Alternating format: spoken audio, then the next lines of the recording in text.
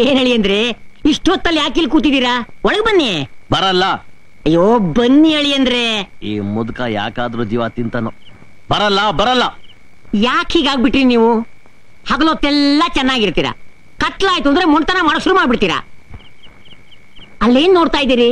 ನಾನು ಏನಾದ್ರೂ ನೋಡ್ತೀನಿ, ನಿಮ್ಗೆ ಯಾಕೆ? ನಿನ್ ಜನ್ಮಕ್ಕೆ ಇಷ್ಟು ಬೆಂಕಿ ಹಚ್ಚ. ನಿನ್ಗೊಬ್ಳೆ ಹೆಂಡತಿ ಇದ್ದಾಳೆ ಅಂತ ಜ್ಞಾನ ಬೇಡ? ಈ ಗಂಡಸ್ರೆ ಎಷ್ಟು ಹೆಂಗಸ್ರಂದ್ರೆ ಸಾಕು ದುರ್ದುರು ಅಂತ ನೋಡ್ತೀರಾ. ಮಗು ಹಾಲು ಕುಡಿಸ್ಬೇಕಾದ್ರೂ ನೋಡ್ಬೇಕಾ? ದೇವಾರ್ಸಿ, ನೀನು ಬಹಳ ಸಭ್ಯಸ್ಥ ಅನ್ಕೊಂಡಿದ್ನಲ್ಲೋ. ಯಾರಪ್ಪ ಅದು? ಏನಾಯ್ತಪ್ಪ? ಆಗೋದೇನು? ನನ್ನ ಮಗು ಹಾಲು ಕುಡಿಸ್ತಾ ಇದ್ರೆ ನಿನ್ ಗಂಡ ನನ್ನ ಕೂತಿದ್ದ? ಅಯ್ಯೋ ಅಯ್ಯೋ ಅಯ್ಯೋ ಅಯ್ಯೋ ಅಯ್ಯೋ, ನೀವಿಂತ ಕೆಲಸ ಮಾಡಿದೀರಾ ಅಂದ್ರೆ ನನ್ ಕೈಲಿ ನಂಬೋಕೆ ಆಗ್ತಿಲ್ವೇ. ಇಂಥ ಕಚಡ ನನ್ ಮಕ್ಕಳಿಗೆ ಮುಖಕ್ಕೆ ಮಸಿ ಬೆಳೆದು ಕತ್ತ ಮೇಲೆ ಕೂರಿಸಿ ಮೆರವಣಿಗೆ ಮಾಡಿಸ್ಬೇಕು. ಒಬ್ಬ ತಾಯಿ ಮಗುಗ್ ಹಾಲು ಕುಡಿಸೋದು ನೋಡ್ದೆ ಅನ್ನೋ ಅಪವಾದ ನನ್ನ ಮೇಲೂ ಹೊರಸದ ಮೇಲೂ ಗುಟ್ಟನ್ನು ಮುಚ್ಚಿಟ್ರೆ ನಾನು ಬದುಕಿದ್ದು ಏನು ಪ್ರಯೋಜನ? ನನ್ನ ಮಾತು ಕೇಳಿ ಕತ್ತಲಾಗ್ತಿದ್ದಾಗೆ ನನ್ನ ಕಣ್ಣುಗಳಿಗೆ ಮಂಜು ಕೌದೋಗುತ್ತೆ, ನನ್ಗೇನು ಕಾಣಿಸೋದಿಲ್ಲ. ಅದಕ್ಕೆ ನಾನು ಕತ್ತಲಾಗೋ ಅಷ್ಟರಲ್ಲಿ ಮನೆಗೆ ಬಂದು ಸೇರ್ಕೊಳ್ಳೋದು. ಬೆಳಕರಿಯೋ ತನಕ ನಾನು ಆಚೆ ಬರೋದಿಲ್ಲ. ಈ ದೋಷ ಗೊತ್ತಾದ್ರೆ ನನಗೆ ಯಾರು ಹೆಣ್ಣು ಕೊಡ್ತಾರೆ ಅಂತ ಇಷ್ಟು ದಿನ ಅದನ್ನು ಮುಚ್ಚಿಟ್ಟಿದ್ದೆ. ನನ್ನ ಮಾತು ಕೇಳಿ ನನಗೆ ಕತ್ತಲಾದ್ರೆ ಕಣ್ಣು ಕಾಣೋದಿಲ್ಲ, ಕಣ್ಣು ಕಾಣೋದಿಲ್ಲ, ಕಾಣೋದಿಲ್ಲ, ಕಾಣೋದಿಲ್ಲ. ನನ್ನ ಕ್ಷಮಿಸ್ಬಿಡೋಣ. ನನ್ ತಪ್ಪು ತಿಳ್ಕೊಬೇಡಮ್ಮ. ಗಂಗಾ, ನಿನಗೂ ಈ ವಿಷಯ ಹೇಳ್ದೆ ಮುಚ್ಚಿಟ್ಟಿದ್ದಕ್ಕೆ ನನ್ನನ್ನ ಕ್ಷಮಿಸ್ತೀಯ? ಹಾಗನ್ಬೇಡಿ. ಸಾಯಂಕಾಲದ ಕುರುಡಿರೋ ನೀವೇ ನನ್ನ ಗಂಡ ಆಗಿರೋದು ನನ್ನ ಅದೃಷ್ಟ ರೀ. ಏನಮ್ಮ ಹೇಳ್ತಾ ಇದ್ಯಾ ನೀನು? ಎಷ್ಟೋ ಜನ ಗಂಡಸ್ರು ಕತ್ಲಾಯ್ತು ಅಂದ್ರೆ ಕುಡಿಯೋಕೋ ಜೂಜಾಡೋಕೋ ಇಲ್ಲ ಸೂಳೆ ಮನೆಗೋ ಹೋಗ್ತಾರೆ. ಆದ್ರೆ ನನ್ ಗಂಡ ಕತ್ಲಾಯ್ತು ಅಂದ್ರೆ ಸೀದಾ ಮನೆಗ್ ಬಂದ್ಬಿಡ್ತಾರೆ. ಅದು ನನ್ನ ಅದೃಷ್ಟ ಅಲ್ವಾ? ನಿನ್ನ ಮಾತು 100ಕ್ಕೆ 100 ಸತ್ಯ ಅಮ್ಮ.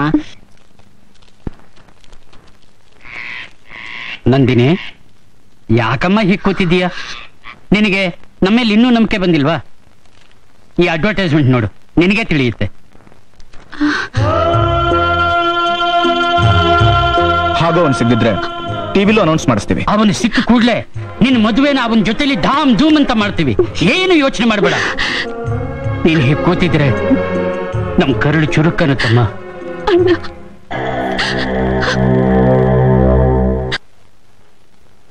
ಸಾಕಮ್ಮ, ನನ್ ಮಗ ಹೇಗಿದ್ದಾನೆ?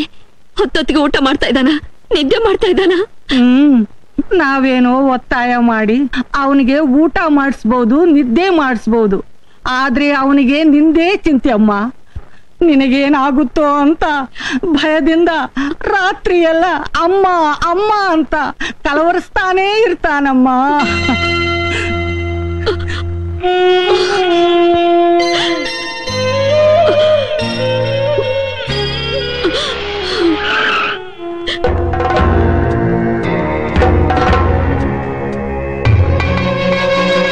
ಸಾಕಮ್ಮ, ಅವ್ರಿಗೆ ಬರ್ತಾ ಇದ್ದಾರೆ, ನೀನ್ ಹೊರಟೋಗು. ಬರ್ತೀನಮ್ಮ, ಬರ್ತೀನಿ.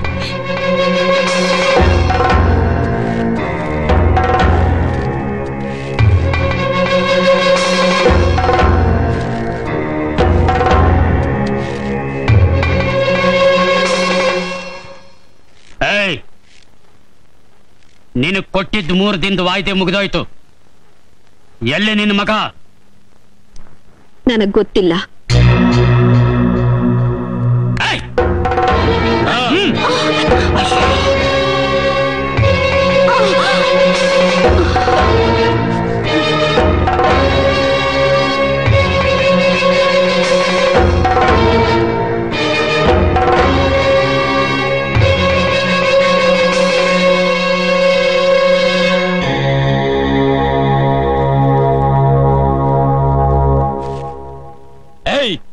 ಒಳಗೆ ಯಾವನಾದ್ರೂ ತಲೆ ಹಾಕಿದ್ರೆ ಕತ್ತರಿಸಿ ಊರು ಬಾಗಿಲು ಕಟ್ಬಿಡ್ತೀವಿ.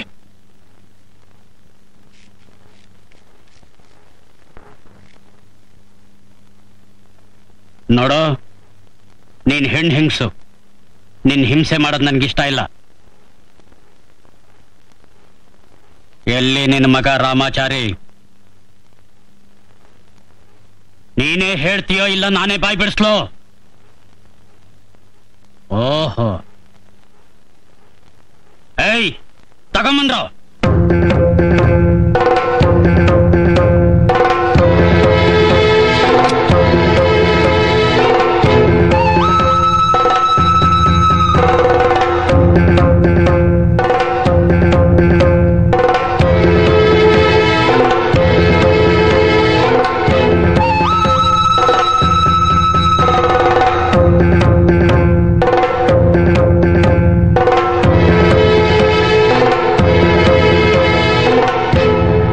ಏನ್ರ ನೋಡ್ತಾ ಇದ್ದೀರಾ?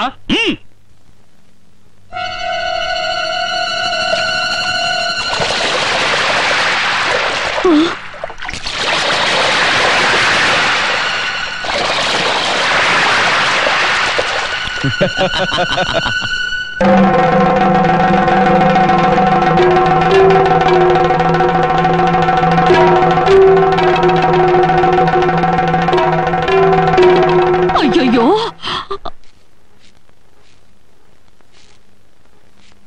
ಬಿಳಿ ಸೀರೆನ ಬಣ್ಣದ ಸೀರೆ ಮಾಡಿದ್ದೀನಿ. ಇದು ನನ್ನ ಮೊದಲನೇ ಅಸ್ತ್ರ. ಎಲ್ಲಿ ನಿನ್ನ ಮಗ?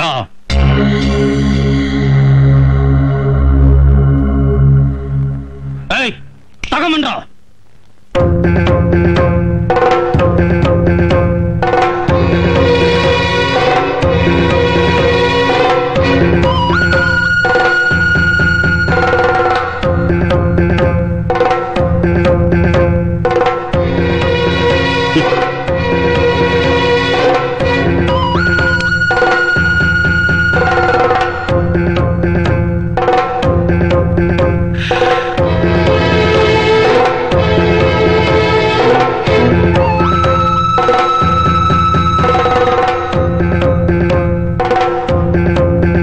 ಈಗ್ಲಾದ್ರೂ ಹೇಳು, ಎಲ್ಲಿ ನಿನ್ನ ಮಗ?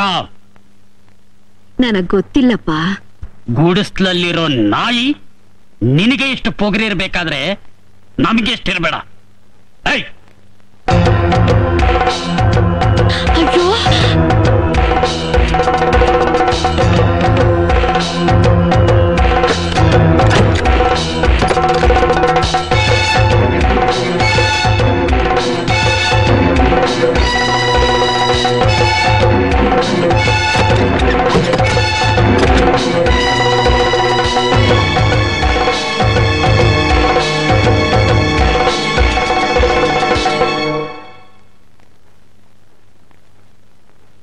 ಏಯ್ ಮದುವೆ ಗಂಡಿನ ಕರ್ಕೊಂಬನ್ರು.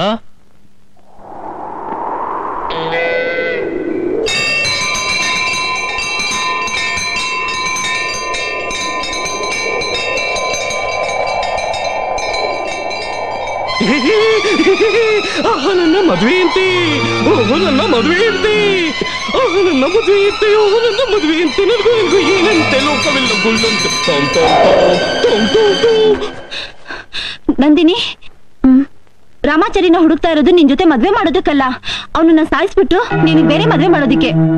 ರಾಮಾಚಾರಿ ತಾಯಿನ ದೇವಸ್ಥಾನದ ಕಂಬ ಕಟ್ಟಿ ನಿಮ್ ಮಗ ಎಲ್ಲಿ ಹೇಳು ಅಂತ ಹಿಂಸೆ ಕೊಡ್ತಾ ಇದ್ದಾರೆ. ಅವನ್ ಎಲ್ಲಿದ್ದಾನೆ ಅಂತ ಹೇಳ್ದೆ ಹೋದ್ರೆ ಆ ವಿಧವೆ ತಾಯಿಗೆ ಹುಚ್ಚಿನ ಕೈಲಿ ತಾಳಿ ಕಟ್ಸಿ ಊರಲ್ಲೆಲ್ಲ ಮೆರವಣಿಗೆ ಮಾಡಿಸ್ತಾರಂತೆ.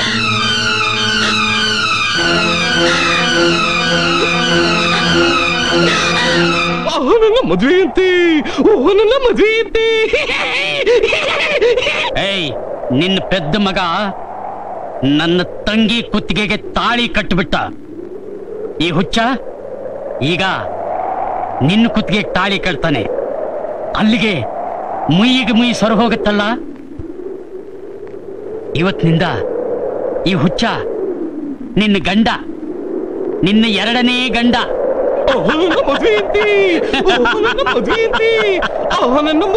ನೋಡ್ತೀಯಾ, ಮದುವೆ ಗಂಡು ಎಷ್ಟು ಸಂತೋಷವಾಗಿ ಬರ್ತಾ ಇದ್ದಾನೆ.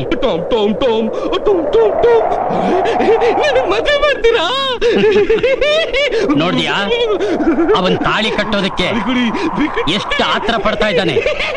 ಅವನ್ ತಾಳಿ ಕಟ್ಟದ ಮೇಲೂ ನೀನ್ ಬಾಯ್ ಬಿಡ್ಲಿಲ್ಲ ಅಂದ್ರೆ ಅವನ್ ಜೊತೆಲಿ ನಿನ್ ಪ್ರಸ್ತಾವ ಕೂಡ ನಡೆಯುತ್ತೆ.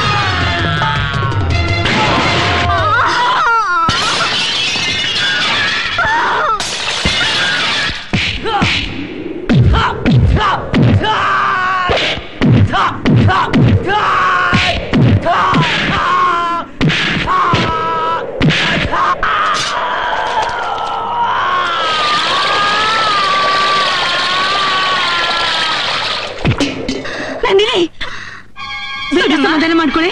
ಹೋಗಿ ಹೊರಟೋಗಿ. ನೀವೆಲ್ಲ ಮಾತುಗಾರರು. ಇಲ್ಲಮ್ಮ, ನನ್ನ ಮಾತು ಕೇಳು. ಹೊರಟೋಗಿ. ಅಯ್ಯೋ, ನನಗೆ ಬೇಡ.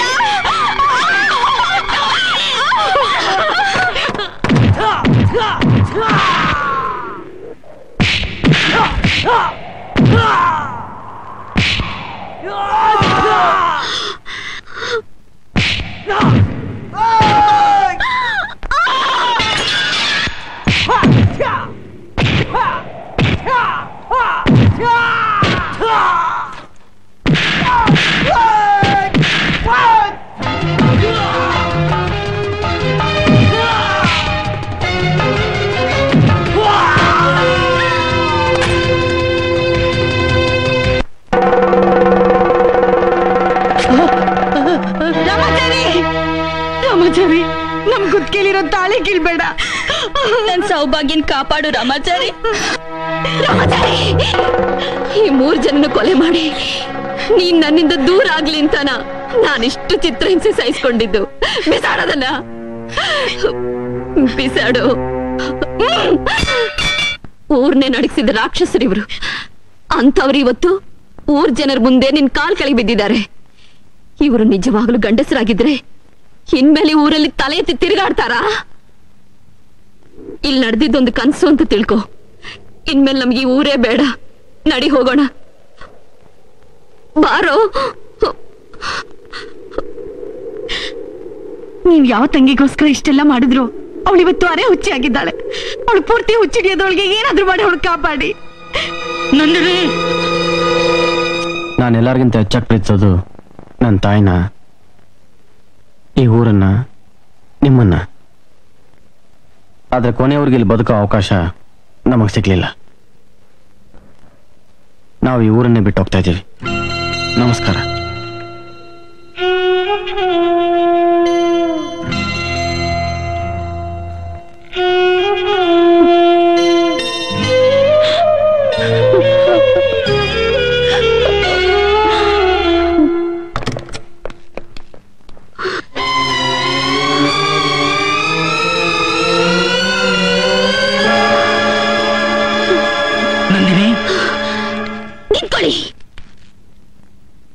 ಒಬ್ಬ ವಿಧವೆ ತಾಯಿಗೆ ಮದುವೆ ಮಾಡೋ ಧೈರ್ಯ ಮಾಡಿದಿರಿ ಅಂದ್ರೆ ನಿಮ್ಮನ್ನು ಮನುಷ್ಯರು ಅಂತ ಕರಿಬೇಕಾ? ನೀವು ಒಂದ್ ತಾಯಿ ಹೊಟ್ಟೆಲ್ ಹುಟ್ಟಿದಿರಾ?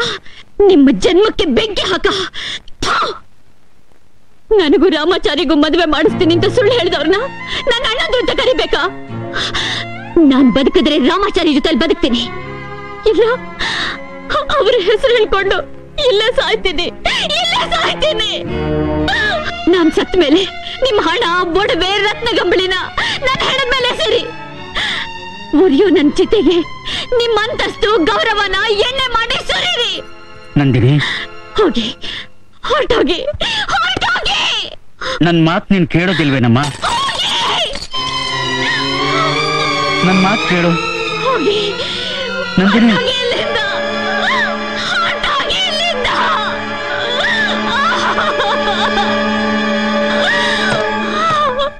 ದಯವಿಟ್ಟು ನಮ್ಮನ್ನು ಕ್ಷಮಿಸಮ್ಮ.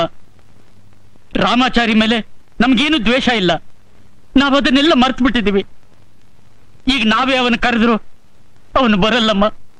ಅವನು ಊರು ಬಿಟ್ಟು ಹೋಗ್ತಾ ಇದ್ದಾನೆ.